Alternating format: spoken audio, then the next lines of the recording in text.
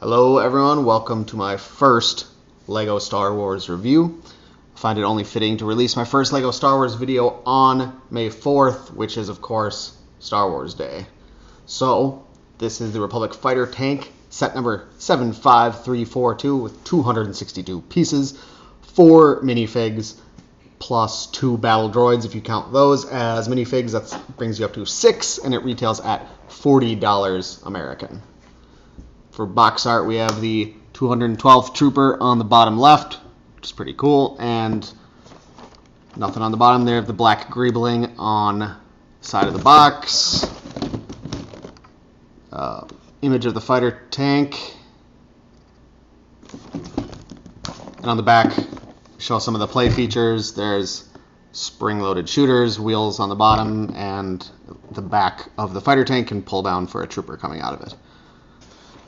Then on the side we have 187th Legion Clone Commander, so they're calling him, even though it looks like an airborne trooper to me. We'll talk about that more later. Alright, so opening it up, we have an instruction booklet, sticker sheet, pretty extensive sticker sheet for a build this size, I would say. And 1, 2, 3 numbered bags with 1, 1, and 2. Makes perfect sense. So the star of the show, of course, is going to be the exclusive Mace Windu. Of course, the purple lightsaber, great torso print all around. There's some back printing and just really, really good Mace Windu. Probably the best one we've ever had. Honestly, I think it's better than the UCS gunship Mace Windu.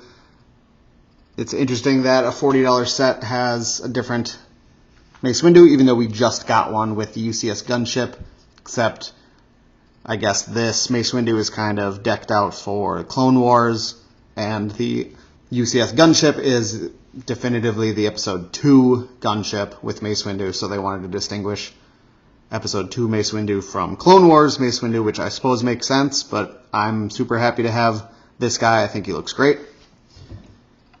And next is what they're calling the 187th Legion Clone Commander, even though personally I think this looks more like a paratrooper or an airborne trooper than a commander. I don't know how they get commander out of this, but nevertheless the minifig looks great. There's waist printing, leg and foot printing. Underneath is kind of the new standard clone face. There's no back face on this guy. Still a good looking minifig. I don't know why they're calling it a commander. They should have just called it an airborne trooper or a paratrooper. I guess they wanted to have a commander in the set, but I don't really know why they gave him this helmet. But still, great minifig. Love the way it looks.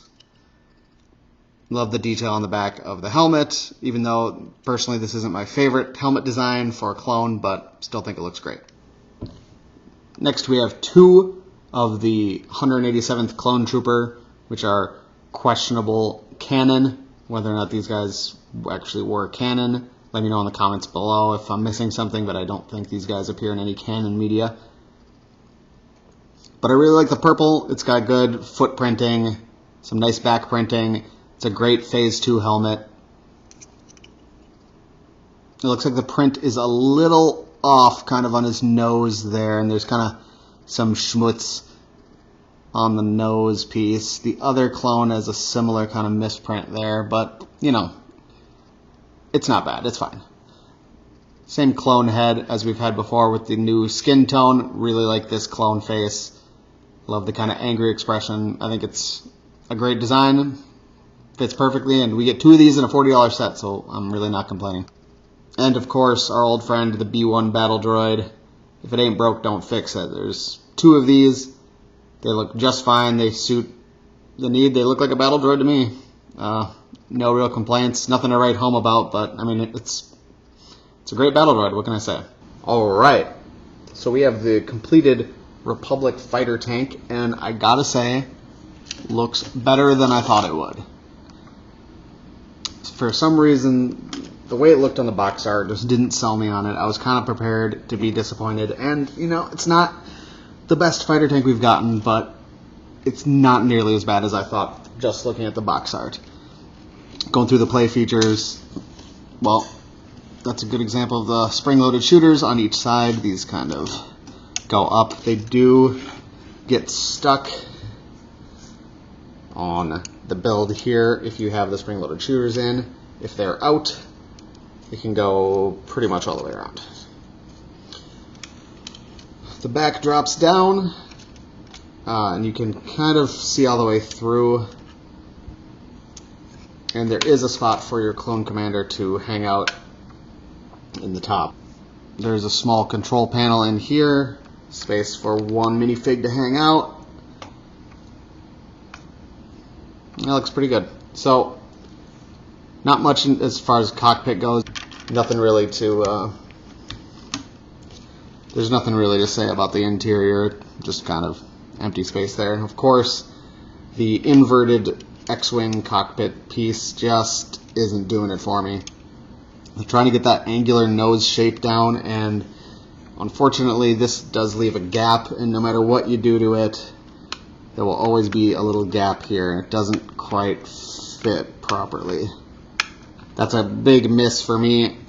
I think overall it's a fine build. It's not the best we've had. I think this is the third Republic fighter tank we've had so far, and it's certainly not the best tank we've ever gotten, and I might even say it's the worst. 2008's fighter tank was honestly not bad looking for the time. 2017 was kind of scaled down a bit, but closer to the actual look of the tank. But none of them have really succeeded in getting the angular, blocky, bumpy looking tank. And granted, it's a tough shape to nail down, especially the nose piece, but this 2022 version seems like it just missed entirely with the cockpit piece for the nose. I feel like 2008 got it half right by being thick and boxy, and 2017 got the angular, narrow look, but 2022 kind of threw the baby out with the bathwater and didn't really have either done properly. You know, just kind of like looking at the stance, it's not really wide enough and a little too tall, but also, you know, it's sleek, but it's not sleek enough. It's just kind of like, I admit it's a tough shape, but I think Lego missed the ball on this one. And don't get me wrong, it's not bad. It looks fine. It's a fine fighter tank. It's just not very good. It's a passable build, and I would say nothing more.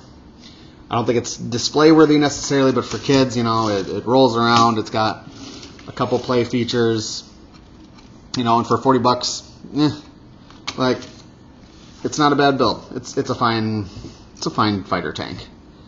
So overall, the minifigs put this above and beyond. Honestly, I'm shocked that you get 4 minifigs, 6 if you count the 2 battle droids, in a $40 set. I could easily see this set sold with just Mace Windu, 1 droid, and 1 clone trooper, and call it good. And give you that for 40 bucks. But the fact that you get 3 clone troopers and a great Mace Windu, 2 B1 battle droids, that just makes the whole set awesome, especially how good the Mace Windu is. My final verdict, at $40, it's a buy for me, simply for the minifigs alone, including the best Mace Windu to date. So if you're on the fence about it, I think for $40 you really can't go wrong. Even if you just want to call it a battle pack with some clone troopers and add to your battle droid army with a really, really awesome Mace Windu. So that's all I got for you today. If you like this video, please like and subscribe, and let me know in the comments which set you'd like me to review next. Thank you so much for watching, and we'll see you next time. Happy May 4th.